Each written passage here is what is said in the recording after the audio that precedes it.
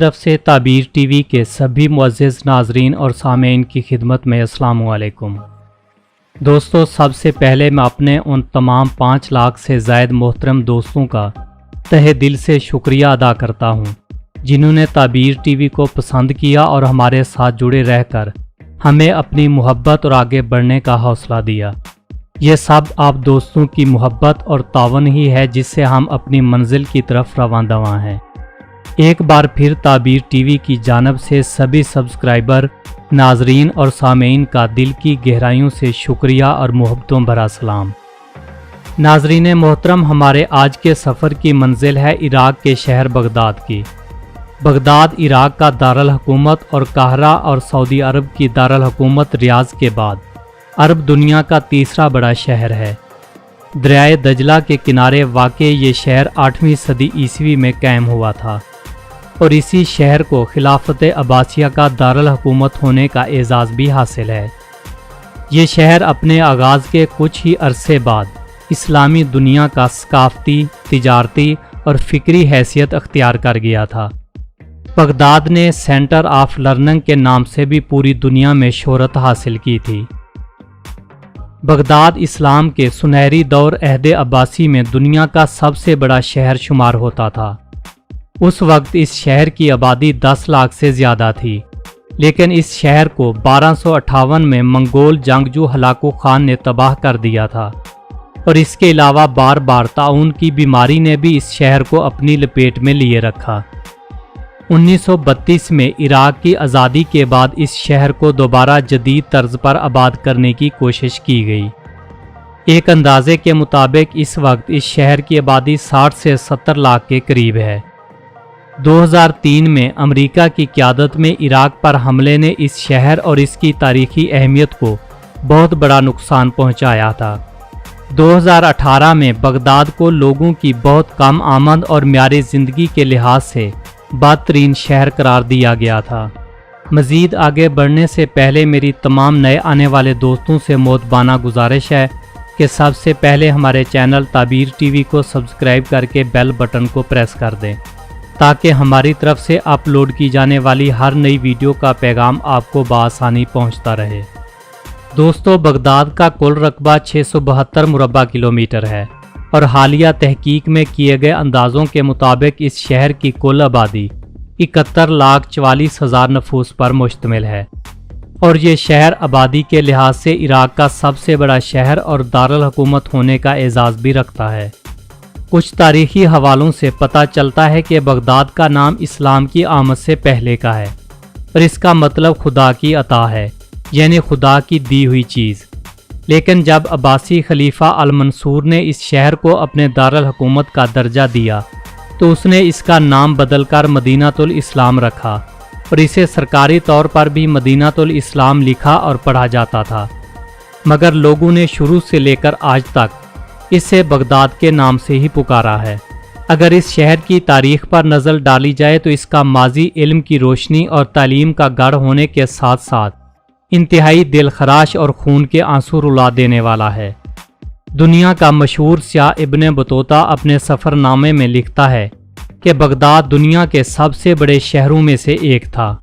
آپ کے علم میں اضافے کے لیے بتاتا چلوں کہ ابن بطوطہ وہ سیاح ہے جس کا گزر پاکستان کے شہر ضلع جھنگ سے بھی ہوا تھا، اور اس نے اپنے سفر نامے میں جھنگ اور 18 ہزاری کا تذکرہ بھی کیا ہے۔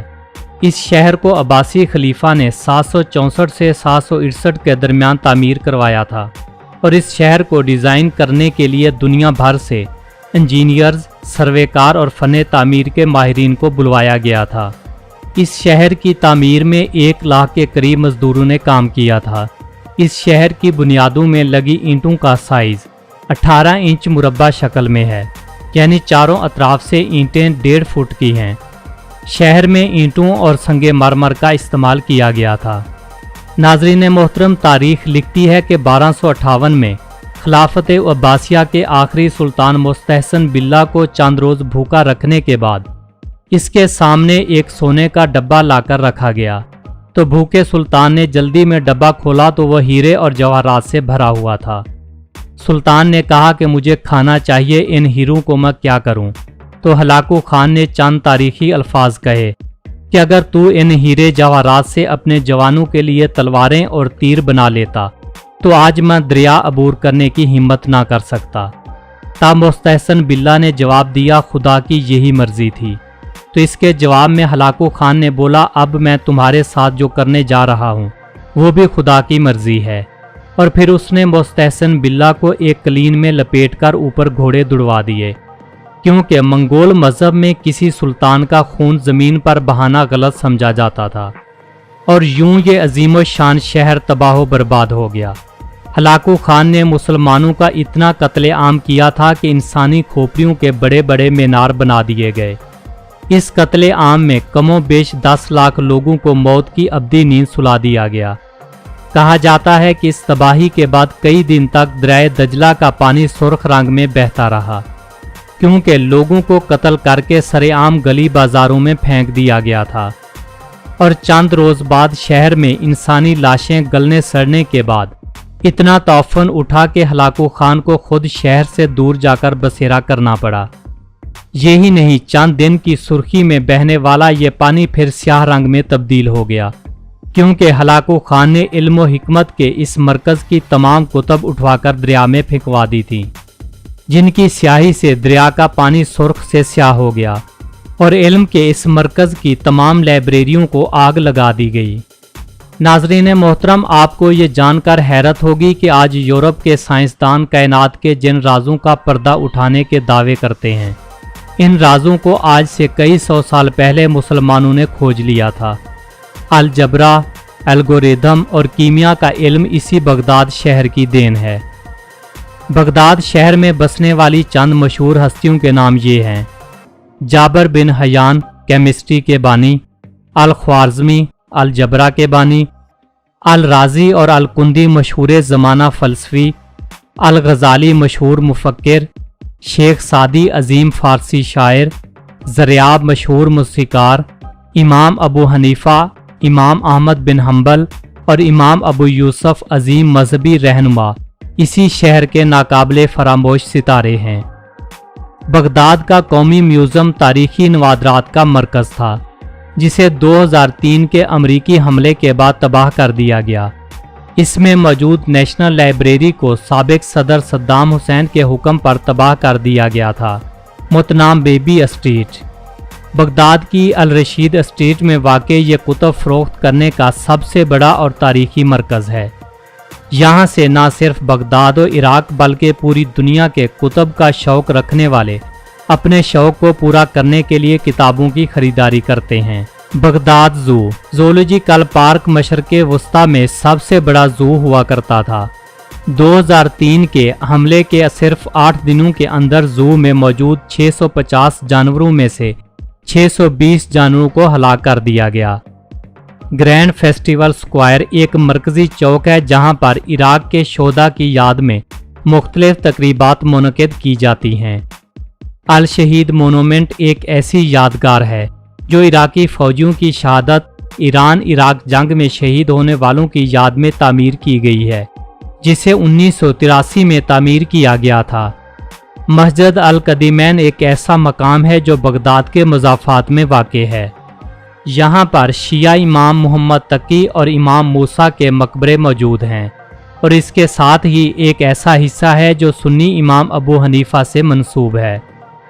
फिरदौस स्क्वायर एक अवामी जगह है जहाँ पर साबिक सदर सद्दाम हुसैन के मुजस्मे को नस्ब किया गया था और 2003 में इसे अमरीकी फ़ौज ने गिराते हुए टीवी पर लाइव दिखाया था।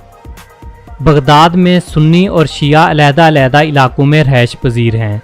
2003 से पहले तक की कुछ रिपोर्ट्स के मुताबिक शहर की 20% आबादी ऐसी थी जो शिया और सुन्नी फ़िरका के माबैन शादी का नतीजा थी और इस आबादी को सूशी कहा जाता था। इराक पर अमरीकी हमले के बाद सुन्नी शिया फसादात के बाद शहर की ज़्यादातर आबादी शिया लोगों पर मबनी है। मुस्तनसीरिया मदरसा अब्बासी खलीफा अल-मुस्तनसीरिया ने 1227 में कायम किया था। इस मदरसे का नाम 1963 में तब्दील करके अल-मुस्तनसीरिया यूनिवर्सिटी रख दिया गया। यूनिवर्सिटी ऑफ बगदाद इराक की सबसे बड़ी और अरब दुनिया की दूसरी सबसे बड़ी यूनिवर्सिटी है। बगदाद में सबसे ज़्यादा और शौक से खेले जाने वाला खेल फुटबॉल है।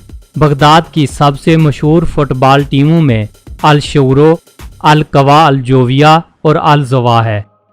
बगदाद का सबसे बड़ा स्टेडियम अल शआब स्टेडियम है, जो 1966 में तामीर किया गया था। बगदाद का मौसम साल भर गर्म और खुश्क रहता है। बाज़ औक़ात सर्दियों में हल्की ठंड और बारिश भी मुतवक्के होती है। यहाँ पर गर्मियों में औसत दर्जा हरारत 44 सेल्सियस से ऊपर ही रहता है। 11 जनवरी 2008 को 100 सालों में पहली मर्तबा बगदाद में हल्की बर्फबारी हुई थी। यहाँ पर औसत सालाना बारिश 150 मिलीमीटर तक रिकॉर्ड की गई है। बगदाद का पोस्टल कोड 10,090 है।